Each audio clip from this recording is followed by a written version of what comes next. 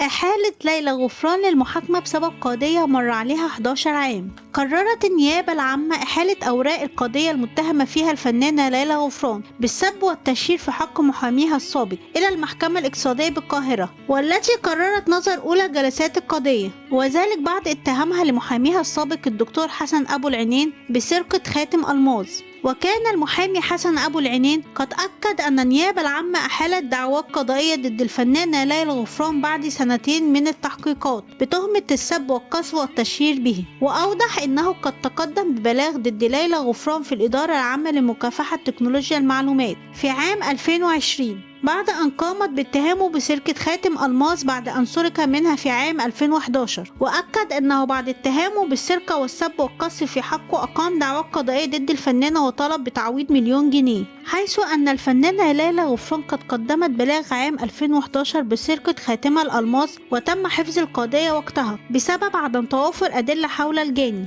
إلا إنها عادت في عام 2020 عبر منشور على حسابها في فيسبوك اتهمت فيه محاميها حسن أبو العينين بسرقة الخاتم، ما دعا لتقديم بلاغ وقتها يتهم فيه الفنانة بالسب والقذف في حقه، وخاصة بعد أن ثبت من خلال التحقيقات التي أجريت بعد منشورها أن عاملة المنزل هي التي من سرقت الخاتم.